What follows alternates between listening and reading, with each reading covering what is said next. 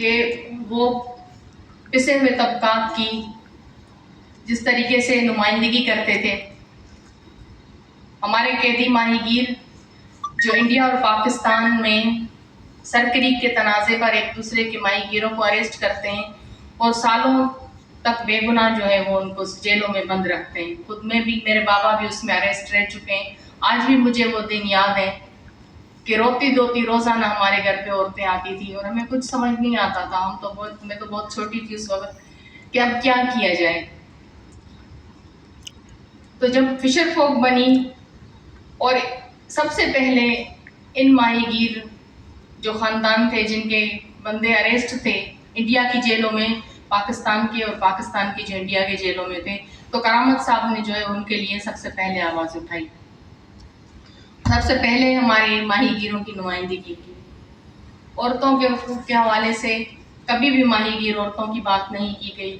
وہ ماہی گیر عورتیں جن کے گھر کے سارے افراد بھی اریسٹ ہو جاتے تھے اور وہ سالوں تک جیلوں میں بند ہوتے تھے اور وہ مکمل طور پر ان کی زندگی مفلوج ہو کر رہ جاتی تھی، تو کرامت صاحب نے جو ہے ان کے لیے بھی آواز اٹھائی اور فشر فوک فورم کے ساتھ مل کر ہماری جدوجہد کو جو ہے وہ مضبوط کیا. ہماری قیادت کو، ہماری حکمت جو فشر فوک کی حکمت عملی ہے اس میں بھی ہمارا ساتھ دیا.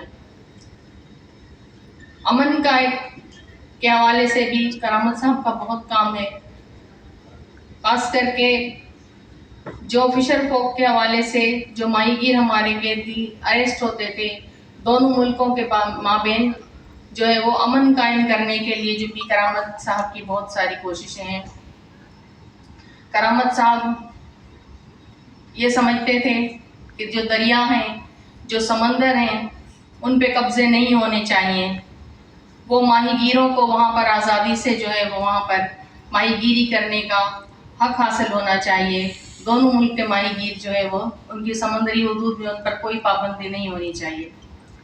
تو وہ ہمارے لیے بہترین، ہمیں بہت یہ وقت ان کی کمی کا شدت سے احساس ہو رہا ہے کہ ہم نے اتنی بڑی شخصیت کو کھو دیا ہے.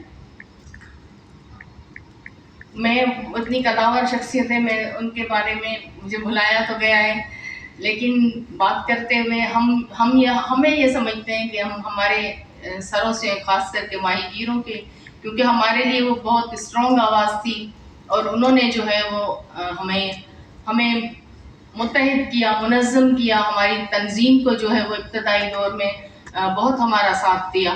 تو آج کے اس موقع پر میں ان کو سلام پیش کرتی ہوں اور خراج تحسین.